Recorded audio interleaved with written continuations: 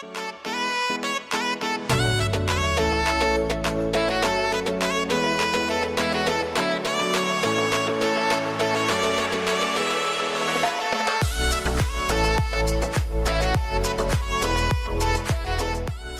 guys, welcome back to my channel. My name is Tulisha. I make content around lifestyle and relationship tips. If this is your first time on my channel, welcome. Please watch all my videos and don't forget to subscribe to my channel. Also turn on the notification bell so that every time I drop a video, you will be notified. And to my returning subscribers, thank you for always coming back to show me love by watching my videos. I so much appreciate it. God bless you guys. Guys, I'm in a mood to rant today. Like something has been like boiling in my mind hold as well, and I feel like it's just the right moment to just talk about this now and maybe not after. Like, let's talk about it today. Now, I want to ask this question, guys. I want to put these questions out there to you. Are Nigerians abroad really stingy? Like, Nigerians who are based abroad, are they really stingy? Like, let me just hear your opinion in the comment section below, and I'll really appreciate it. Guys, I recently saw a video by Arole. I feel like this guy just added one more fan base. His fan base just increased by what he said, and I like it. And if you haven't watched that video, I think I will just put it up somewhere here, and you might also have to listen and you will understand what I'm about to say. I noticed that people back at home, there are some things they don't really understand about some of us who are abroad. Can I even use the word abroad? Because I'm based in South Africa, like some of you know. I'm based in South Africa with my family. I've been married, and we've been here for the past 6 years. Like, I've been here with my husband for the past 6 years, even though my husband has been here before then. But back to my point. My point is, people abroad have monthly bills to pay. People abroad have so many things they do that at the end of the month, even though the exchange rate by the time you send it home, it looks like it's actually okay. But people abroad know they juggle between jobs. Like some of them work from probably like 8 to 12 or to 2, and then another person, and then the same person also rather works again, picks up another job again, like maybe 1 hour after or even few minutes in between to start another job. Here in South Africa, it might not be easy, it might not be something that's really actually that's really okay, like, or really common like that rather. But the likes of UK, Canada, US, I think stuff like that are actually there. Like people get to juggle between 2 jobs or 3, even more jobs, because they pay them per hour. Here too, you are paid per hour, but you can hardly work between 2. You can hardly have 2 shifts like that, like work from morning till so time and then work another one. You will warn yourself out. So please, guys, people back at home, when you send requests like you need help and we tell you we can't do this at this moment, please try and understand. It is not easy. It is not easy. People who are working in the snow, and they still do many shifts. People, whether snow, whether summer, whatever it is not easy to always wake up here and just run to work. And then at the end of the day, someone back at home is asking you for money. And then when you say you can't afford to give that person at that moment, the person gets angry. Take for instance, some months ago, was it even some months ago or last year? Yeah, early last year, I just got back from the hospital and someone I know sent a message to me to request for help and that I should please send something to her to just support her, that she needed to do a 1-year birthday. And I was like, okay, I just got back from the hospital and I don't really have much on me. The me would definitely send her money if I actually had as at that time. But I had none with me because, for crying out loud, there are so many bills to pay. I've got 3 kids that go to school and their needs also need to be met every now and then. Fine, I'm not the one doing 100% of it, but at least to an extent, the little I'm doing, I'm using it to support my husband. And then I responded to her that I'm so sorry, I might not be able to help you because I just got back from the hospital. But the next thing I heard was a silent mode, like I was given a silent mode activated, whatever it is. And I felt like this is actually wrong. Afterwards, she came back again some weeks after to tell me to kind of invite me to a group, to this kind of MMM, this money-making, connecting platform. And I said, I hardly do all this kind of a thing, like this MMM, whatever it's, I don't do it because I know what I've seen. I know how this thing has actually ruined some people. So I see more of disadvantage in it. Maybe at first when anyone started, or maybe when the program is newly started, it might run well, but over time, there's always flops along the line. So I told her, I'm sorry, I don't think I can do it. She told me something that up till then I still hold on to. And she said it's just 1,000 naira. And I'm like, just 1,000 naira? You feel like it's that easy? Maybe for some people, but for some of us who work, who know that we can't, the way we work, we can't afford to go and lavish any money anyhow. Every cent counts for us. And then I told her, is it just ordinary 1,000 that you're referring to as ordinary 1,000? You know, deep down in my mind, I feel like, okay, if it's just an ordinary 1,000, why can't you just pay for me if you truly love me as a friend? And that was the end. Like, that was the last time I ever heard from her. She's online, she sees my post, she views my story, but she hardly communicates ever since, just because I turned her down. I actually didn't intentionally turn her down. The first time I actually didn't have, because I just got back from the hospital. But the second time, you know, I felt like it's a matter of choice. If I want to, I will go ahead. If I don't want to, you can't force me. But because I chose not to, you can't get angry over that. That doesn't make sense. Another one happened again.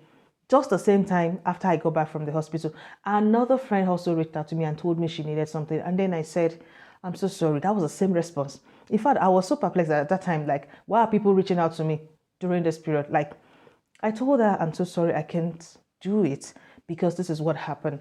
And she said, oh, okay, thanks. Can you imagine? I told someone that I've been healed, like I've been in the hospital. Like, seriously? I even sent her a picture of how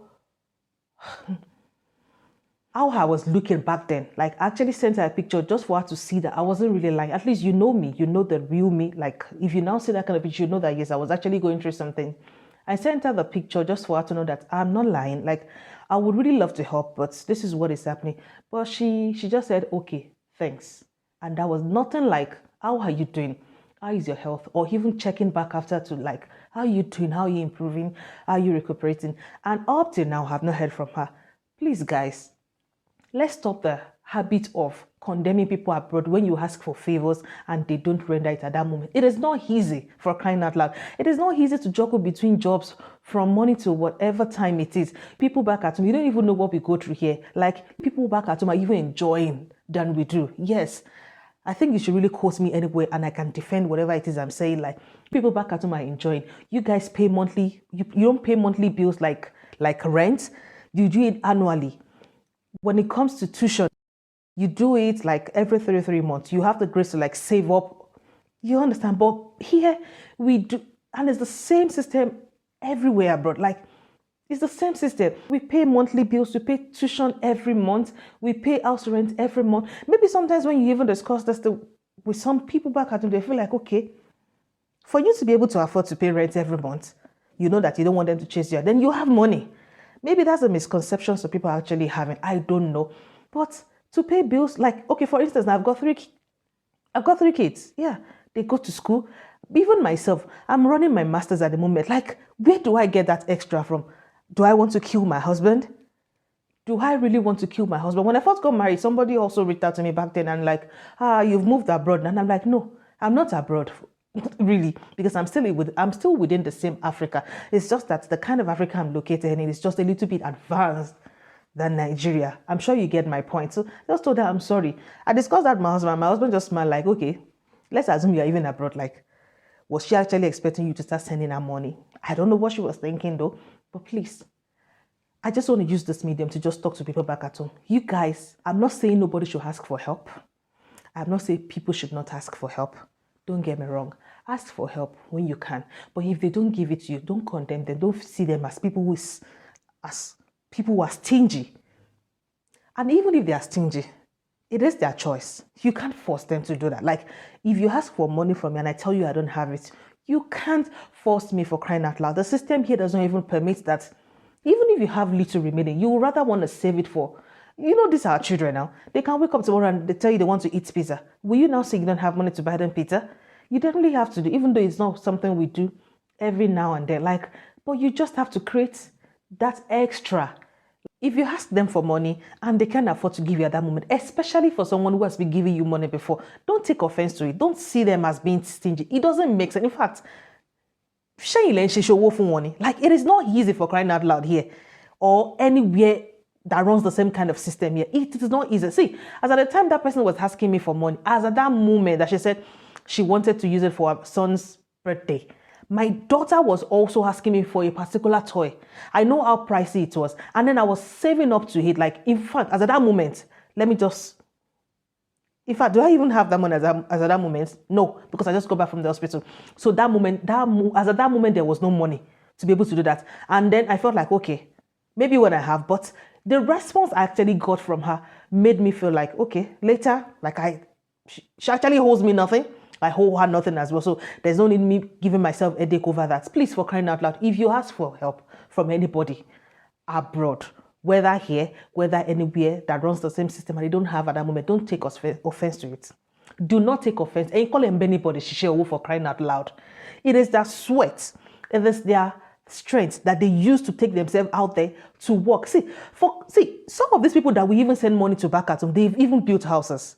While some of us here are still trying to look up onto God to have just a 3-bedroom apartment to even buy. You understand? Please, people back at home, respect people abroad. Don't take everybody to be stingy when you ask for help and they don't render it. It is not easy. It is not easy. Some time ago, I remember someone contacted my husband to want to come to South Africa, and my husband told him, like, just advised him, this is the system here. You know, you are used to Nigeria system.